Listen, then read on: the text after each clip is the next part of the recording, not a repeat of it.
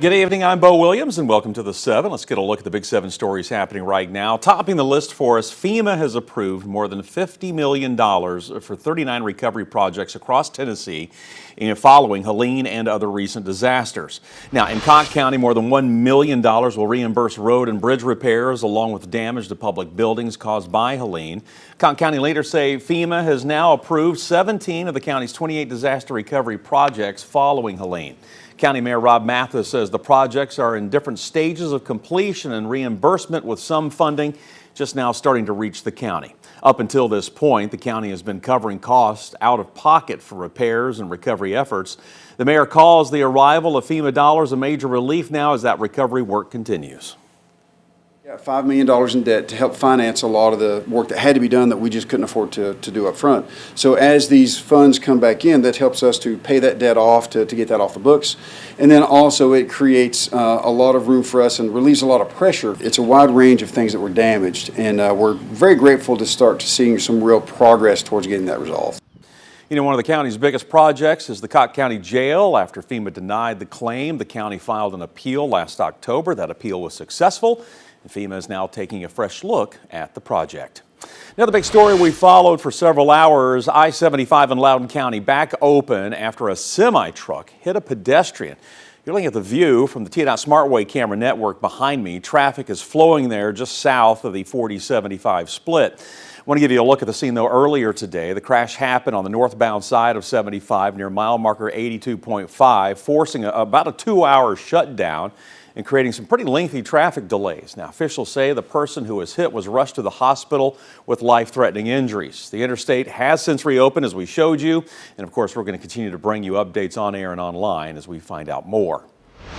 Big answers today on some questions we've been digging into for weeks. They're coming from Immigrations and Customs Enforcement, detailing how 117 people were arrested in a targeted enforcement operation focused on Sevier County and the surrounding area between May 24th and May 31st. Now, along with the new information, ICE released this video showing the operation. We're told that ICE's New Orleans office partnered with the Sevierville Police Department.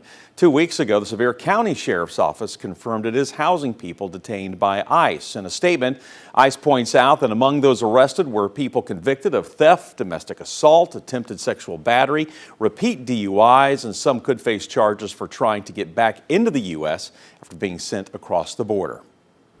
Next on the 7, a man wanted for attempted first-degree murder after a woman's throat was slashed with a knife in La Follette has now been arrested in Indianapolis. The US Marshals Service says the victim was attacked in her home. This was back in December of 2024. We're told she had a baby with the suspect, Alejandro Mancera Canchola. Now, U.S. Marshals say he tried to kill the woman by slashing her throat from ear to ear, the first blade apparently breaking in the process. And while that was happening, we're told Mancera Canchola admitted to killing his first wife in Mexico. Now, the victim survived. Mancera Canchola got away, but again, he has now been taken into custody. He is being held in an Indianapolis jail. At last update, awaiting extradition to Campbell County. Well, a big project for Dollywood facing a setback. Let's get you up to date here on the 7. Park announcing today a delay in opening Night Flight Expedition. The ride's debut now pushed back to about mid-August. Night Flight Expedition is the largest attraction in Dollywood's history. Park President Eugene Naughton says there is a little more work to be done before the ride can be ready for operation. A little bit more work to do on our show and test and adjust period, but we promise to work on it as diligently as possible. I know you all are as excited to have the ability to ride Night Flight Expedition as we are as a team. I know we can't wait, that's for sure. Night Flight was expected to open up in the spring. Naughton says there is plenty to enjoy, though, before the new opening date, including a drone show to celebrate America's 250th.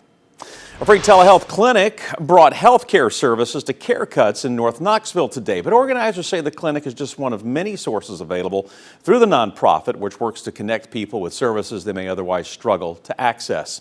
CareCuts now offers showers, clothing, meals, housing assistance, and access to medical care. The organization's mission is to help people meet both their immediate needs and long-term goals. CareCuts says it has served thousands of people across Knoxville since launching in 2016. If you're homeless, you don't have a mailing address, so You cannot move forward without your documents, whether it's housing, disability, recovery. They want you to have that. And so we're happy to be able to supply folks that don't have a mailbox. Organizers say the goal is not just to provide services for a day, it is to help people build a path towards stability. With partnerships and volunteer support, CareCuts continues to connect Knoxville's most vulnerable residents with the resources they need to move forward. Next on the 7, big technological innovation wraps up our Big 7 list for you. Oak Ridge National Lab acquiring an IQM quantum computer known as Pathfinder, capable of performing complex calculations faster than the most powerful supercomputer by using quantum physics.